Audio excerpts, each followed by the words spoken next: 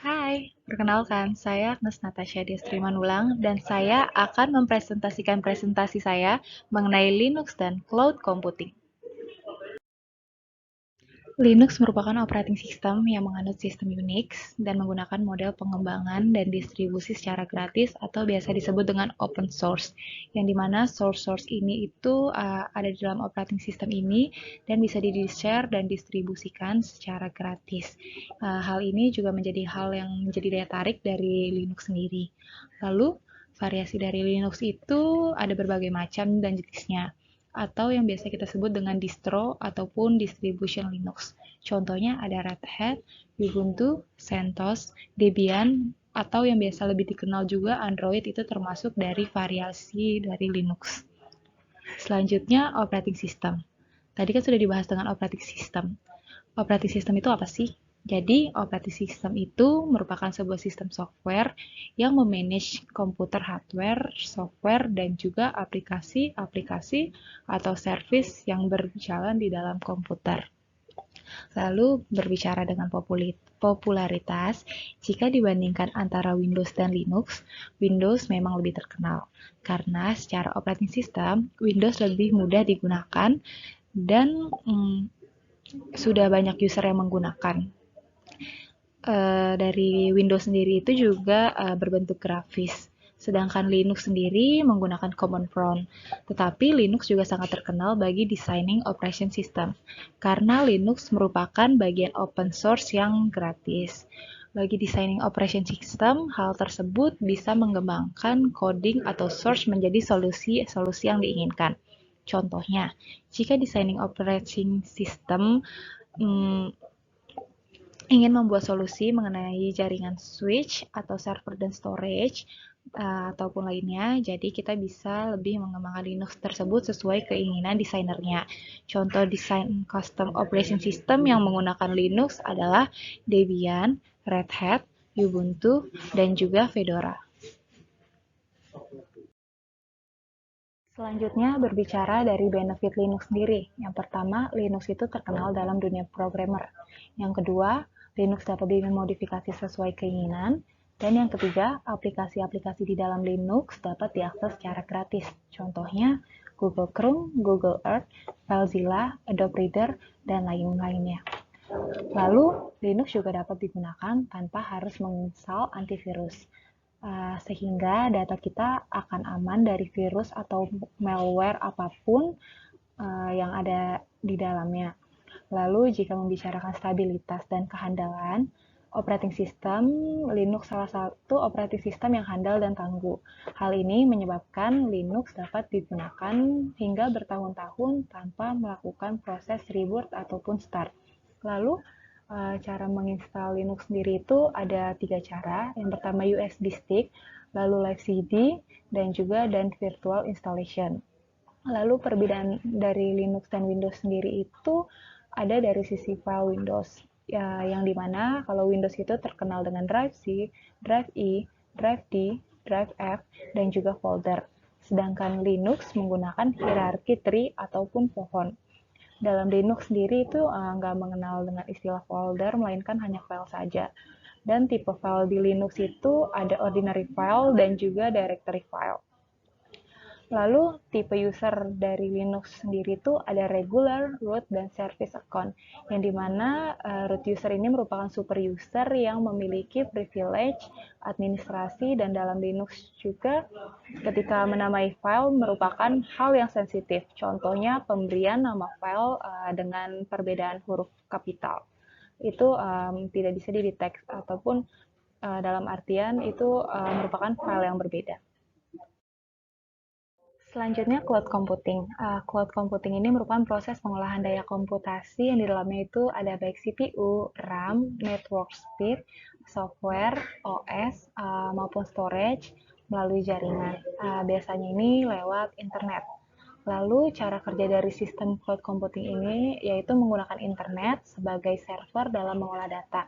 Sistem ini memungkinkan pengguna untuk login ke internet yang tersambung ke program untuk menjalankan aplikasi yang dibutuhkan tanpa melakukan instalasi.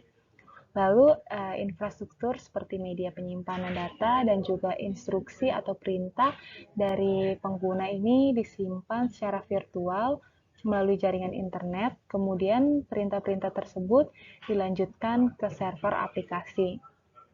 Setelah perintah diterima di server aplikasi, kemudian data diproses dan pada proses final penggunaan akan disajikan dengan halaman yang telah diperbarui sesuai dengan instruksi yang diterima sebelumnya sehingga konsumen dapat merasakan manfaatnya. Dan manfaat-manfaat dari cloud computing sendiri ini yang pertama yaitu pusat penyimpanan datanya, lalu yang kedua keamanan terjamin, yang ketiga pengoperasian mudah dan fleksibel, yang keempat menghemat biaya hardware, yang kelima kapasitas penyimpanan sangat besar. Lalu dari cloud computing ini juga ada 3 jenis layanannya. Yang pertama itu infrastruktur as a service. Infrastruktur as a service ini merupakan layanan cloud computing berupa infrastruktur IT yang siap digunakan. Di dalamnya itu mencakup CPU, penyimpanan, RAM, bandwidth, dan konfigurasi lain sesuai permintaan user.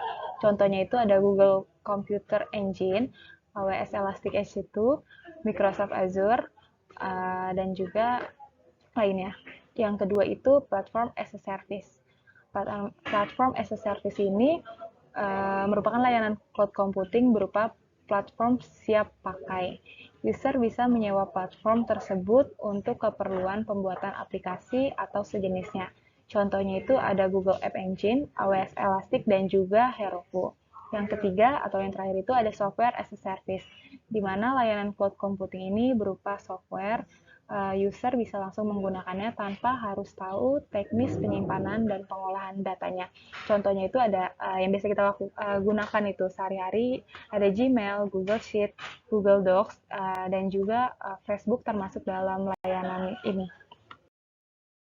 Selanjutnya model penggunaan computing. Model penggunaan computing ini ada beberapa model, ada public cloud, private cloud, dan juga hybrid cloud. Public cloud sendiri ini merupakan layanan computing yang disediakan untuk masyarakat pada umumnya. Contohnya Google Cloud, AWS, Alibaba Cloud. Keuntungan dari public cloud sendiri ini yang pertama itu kita nggak perlu investasi dan merawat infrastruktur platform atau apapun ataupun aplikasi yang ada di dalamnya. Yang kedua, mengurangi biaya operasional seperti listrik, AC, tempat, dan lain-lainnya. Dan ketiga, ada pay as you go. Lalu kerugiannya sendiri itu, yang pertama itu public cloud ini sangat tergantung dengan kualitas layanan internet yang kita pakai. Yang kedua, tidak semua penyedia layanan bisa menjamin keamanan data kita sendiri. Lalu selanjutnya private cloud. Private cloud ini merupakan layanan cloud computing yang disediakan untuk memenuhi kebutuhan internet dari organisasi ataupun perusahaan. Contohnya itu ada OpenStack. Keuntungan dari private cloud ini yang pertama, keamanan data terjamin karena dikelola sendiri. Yang kedua, menghemat bandwidth internet ketika layanan itu hanya diakses dari jaringan internal. Yang ketiga, proses bisnis tidak tergantung dengan koneksi internet. Tapi ada beberapa kerugian juga. Yang pertama itu investasinya cukup besar. Dan yang kedua butuh tenaga kerja untuk merawat dan menjamin layanan berjalan dengan baik. Dan yang ketiga itu ada hybrid cloud. Hybrid cloud ini merupakan gabungan dari layanan public cloud dan juga private cloud yang diimplementasikan oleh suatu organisasi atau perusahaan. Contohnya itu database ada database yang disimpan di on-premise dan fronted disimpan di Google Cloud.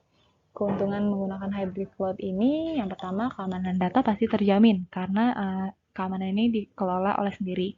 Yang kedua, lebih leluasa untuk memilih mana proses bisnis yang harus tetap berjalan di private cloud dan mana proses bisnis yang bisa dipindahkan ke public cloud dengan tetap menjamin integrasi dari keduanya. Untuk kerugian sendiri, untuk aplikasi yang membutuhkan integrasi antara public cloud dan private cloud, maka infrastruktur internet juga harus dipikirkan secara matang. Sekian presentasi dari saya mengenai Linux dan juga cloud computing. Terima kasih.